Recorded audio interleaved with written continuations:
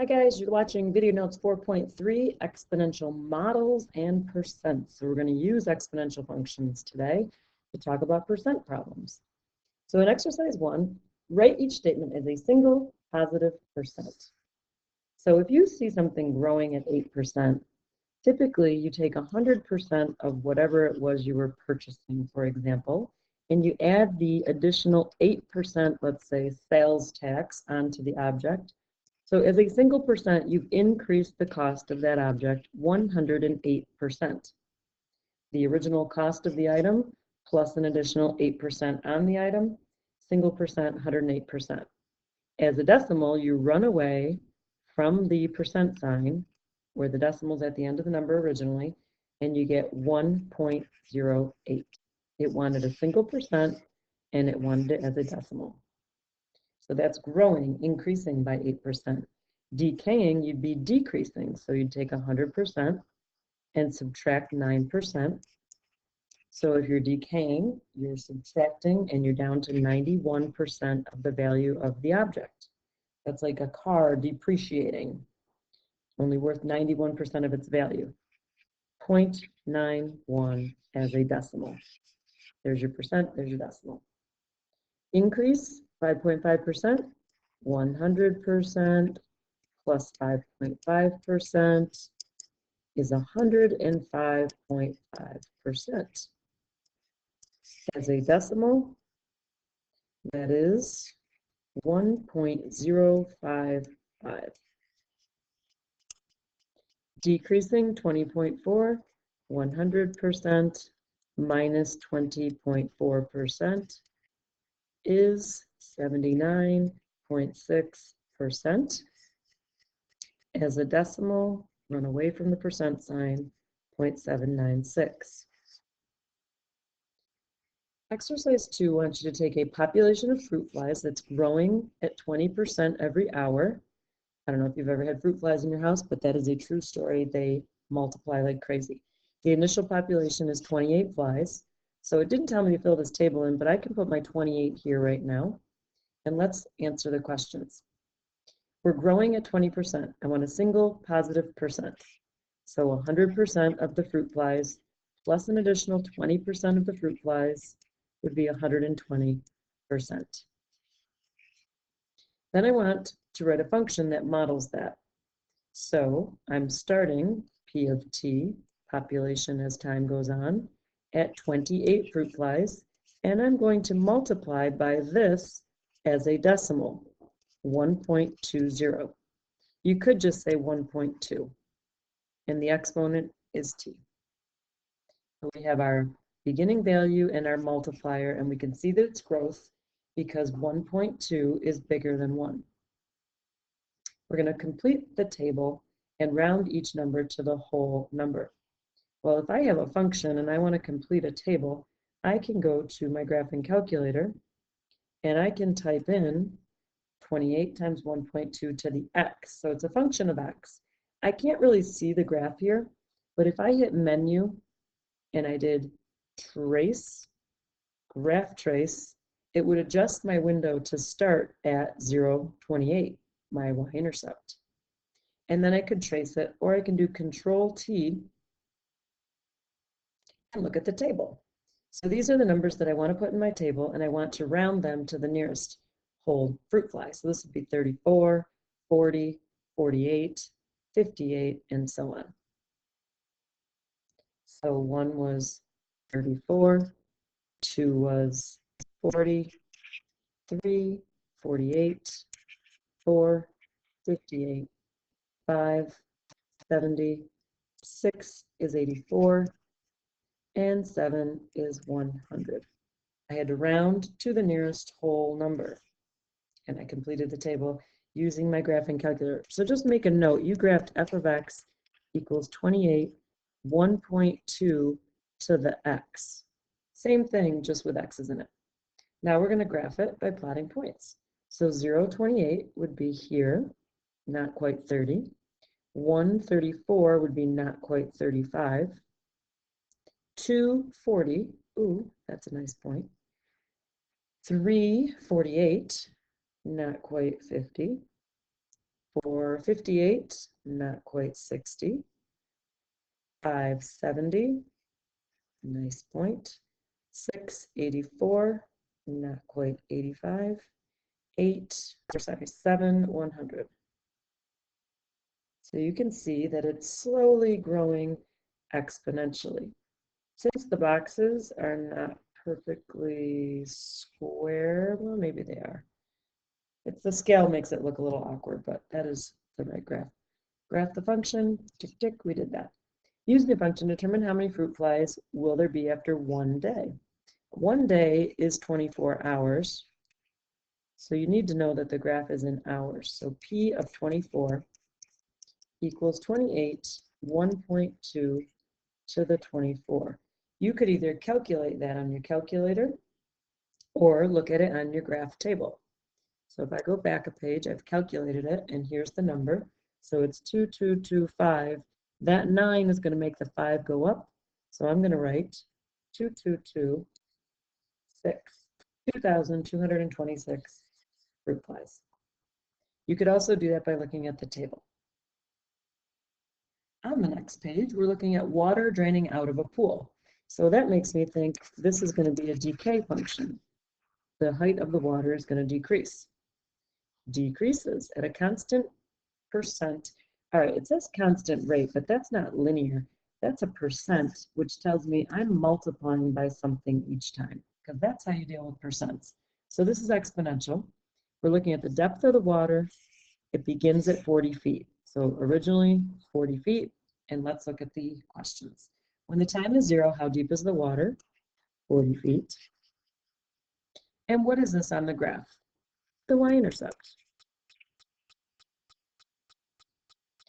Rate decreasing 28% is a single positive percent, because I think they're going to make me put that into a function next. So 100%, take off 28%, and you're down to 72%. So if I write this as a function of d, I could say d equals, or I could say d of t equals my initial value, my base is 0.72 to the t.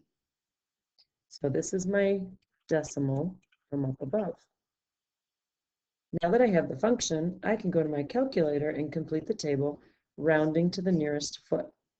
So I'm going to graph f of x equals 40.72 to the x.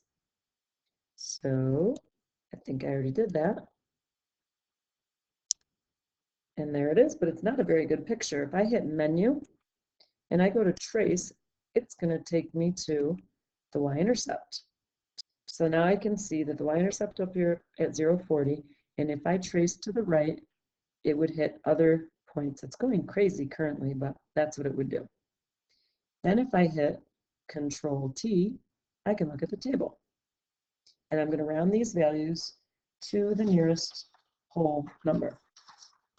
So my values are 29, 21, 15, 29, 21, 15. At 4, I have a 11. So 11, 8, and 6, and 4. 11, 8, 6, and 4. At 8 and 9, I have a 3 and a 2. Hopefully, you know how to round, and if you don't, you should definitely ask. So I completed the table and graph my function. So graphing the function, at 0, I'm up at 40. 1 is 29. 2 is 21. 3 is 15. 4, 11. 5, 8. 6, 6. 7, 4. 8, 3. If this is too fast, you can pause and graph it yourself. 9, 2, and so on.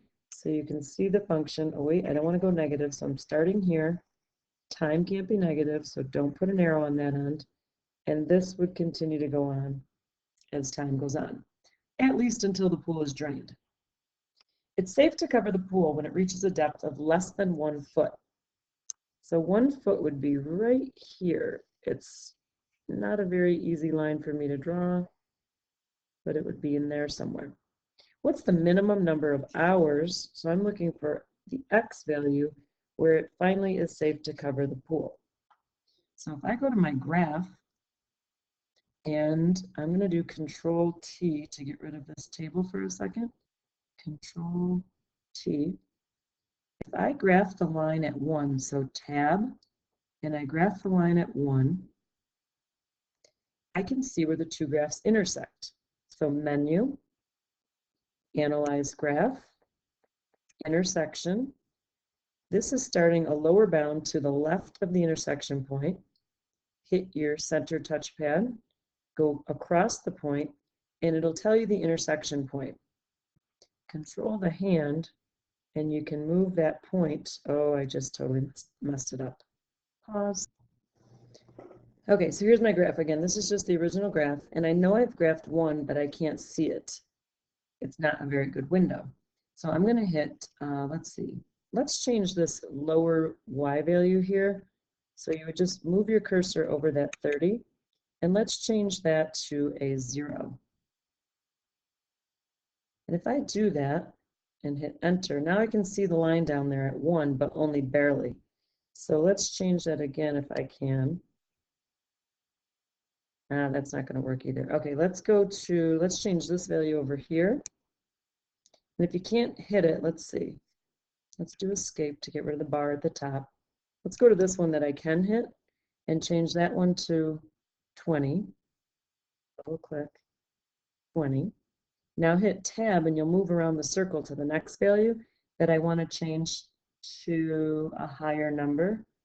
Let's change it to 20. There we go. So now if I do menu, analyze graph, and do intersection, left of the intersection point, right of the intersection point, it's 11.2 comma 1. I'm not going to try to grab it. That's what messed me up last time, but 11.2 comma 1. So explain how you found your answer. Graphing y equals 1, you see 11.2 comma 1, so x equals 11.2 hours, which is the intersection point, when y is 1 foot. Okay, exercise 4. So this is 16 we're starting at, decreasing 8%, so 100% minus 8% is 91%, or 0.91. So who starts at 16? Oh my gosh, they all do.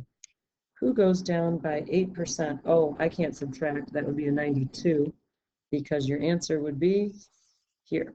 So keywords, decreasing by 8% per hour. 0.92 is the decimal I needed for my base. This one is showing growth, and so is this one, because these numbers are greater than 1. If the base is greater than 1, it's growth. So it had to be choice 1. This function is about species of beetles, and we have 500 here and 0.98 that they want us to explain the mean in the context, what they mean in the context of the question. So 500, if you think for a second, would be the initial beetle population. How many beetles we started with. So in other words, if x equals 0, you'd have 500.98 to the 0, which is 1. You'd have 500 beetles to start with. The 0.98, you could just say is the multiplier, but that doesn't have context. So it's a decrease in the beetle population. And if you think for a minute, you'll figure out what percent it's decreasing by. So decrease the population by, let's see, 100 minus what gave me 98, because 98% was what we had. 100% minus 98% is 2%. So if we're losing 2% each time, we're decreasing 2% each, what was this, years? Each year. That 2% is a tricky part, and make sure you see that when you do your practice. And have a good night.